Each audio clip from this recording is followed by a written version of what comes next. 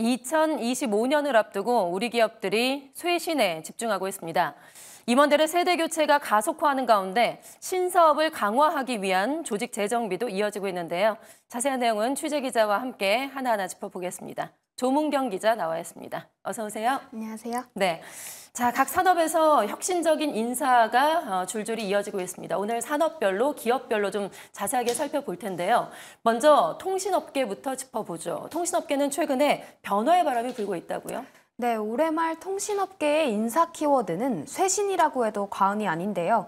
특히 KT가 신사업을 위해 조직을 통합하고 부서를 신설하는 등 대대적인 변화에 나섰습니다. KT는 2025년도 조직 개편에서 AI 사업 강화를 위한 개편을 단행했는데요.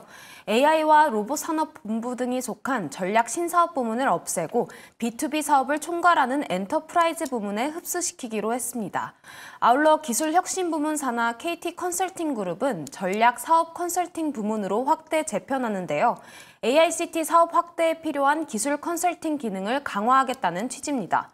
이 밖에도 기존 미디어 플랫폼 사업본부는 미디어 부문으로 분리 신설되는데요. IPTV와 KT 스카이라이프 등 미디어 분야 사업 역량을 결집하겠다는 계획입니다.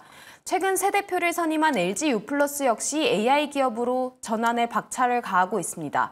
LG유플러스는 오늘부터 AI 비서 담당 그룹을 신설했는데요. 이 그룹 산하에 있는 조직들이 스마트폰과 IPTV용 AI 비서 상품 개발에 각각 나섭니다.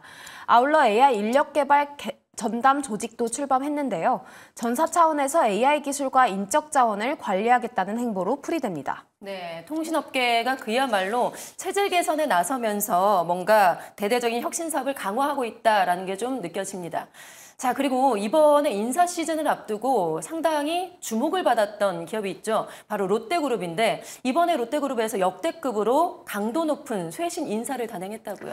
네, 맞습니다. 롯데의 이번 인사에서 CEO만 36%가 교체되고 임원의 22%가 퇴임했는데 이는 역대 최대 규모입니다. 특히 60대 이상 임원의 절반 이상이 자리에서 물러났는데요. 경영체질 혁신과 고강도 인적 쇄신을 통한 경쟁력 확보와 성과 창출을 위한 조치로 해석됩니다. 아울러 이번 인사에서는 롯데그룹 3세인 신유월 미래성장실장이 부사장으로 승진하며 경영 전면에 나서게 됐는데요. 신 부사장은 올해 본격적으로 신사업과 글로벌 사업을 총괄할 것으로 보입니다. 롯데는 올해 들어 주력 계열사가 실적 부진에 시달리며 계열사들이 잇따라 비상경영체제에 돌입한 바 있는데요. 재계에서는 롯데가 이번 인사를 통해 전면적인 쇄신에 돌입했다고 평가하고 있습니다. 네, 그러니까요. 최근에 롯데그룹에 위기설이 불거졌었는데 이번에 쇄신 인사로 앞으로 내년에는 어떤 좀 변화의 새로운 바람이 불어올지 좀 기대를 해보겠습니다. 자, 이렇게 롯데 상황도 알아봤고 이번에는 삼성그룹의 인사도 좀 확인을 해야 될 것 같은데 삼성도 역시나 이번에 임원 인사에서 혁신을 위해서 다양성을 보여줬다고요? 네, 그렇습니다. 삼성그룹은 사장단 인사에서 역사상 첫 여성 CEO를 발탁했는데요. 삼성 바이오에피스의 김경아 개발본부장이 CEO로 승진했는데 삼성그룹에서 전문 경영인으로서 대표 이사직에 오른 여성은 이번이 처음입니다. 아울러 삼성전자 역시 이번 정기 임원 인사에서 여성과 외국인 리더들을 발탁하며 조직 문화 혁신에 나섰는데요. 이번 인사에서는 총 8명의 여성과 외국인 1명의 승진이 이루어졌습니다. 이 밖에도 삼성전자는 30대 상무와 40대 부사장 등 젊은 인재들을 대거 발탁하며 세대 교체에 속도를 내고 있습니다. 잠재력을 갖춘 미래 경영자 후보군을 확대 강화하고 나선 겁니다.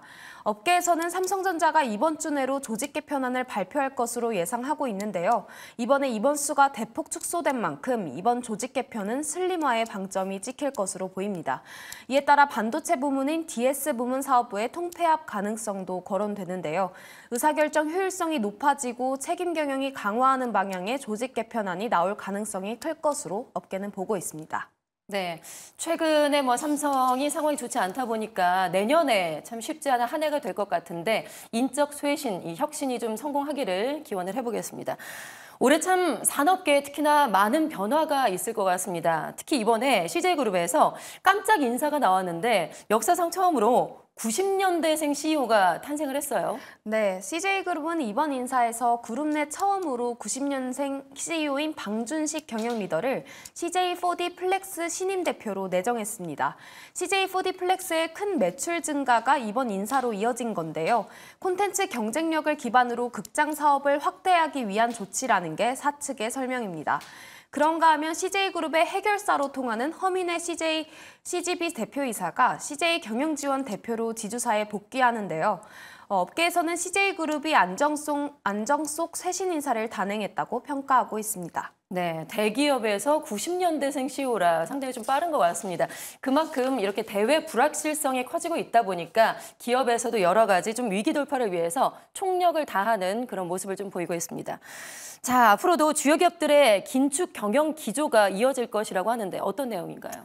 네, 한국경영자총협회에 따르면 300인 이상 대기업에서 내년 긴축 경영을 하겠다고 밝힌 비율은 61%로 2016년 이후 최고를 기록했습니다.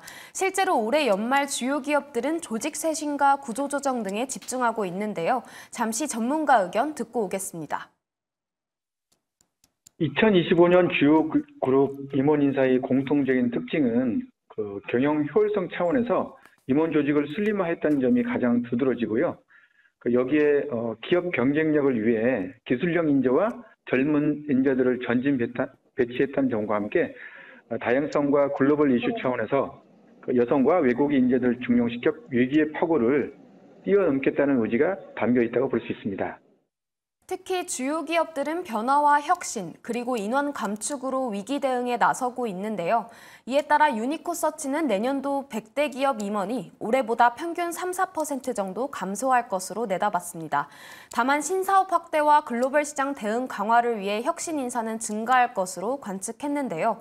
내년도 100대 기업 내 여성 임원 숫자는 꾸준히 증가하고 MZ세대 임원 발탁이 확대될 것으로 전망됩니다. 네, 조 기자가 전해드린 대로 지금 내년 산업계는 전반적으로 몸집을 줄일 것으로 예상이 되는데요. 인적 쇄신이 위기 돌파로 이어질 수 있을지 좀 주목해 봐야 될 것 같습니다. 조문경 기자와 함께했습니다. 고맙습니다. 고맙습니다.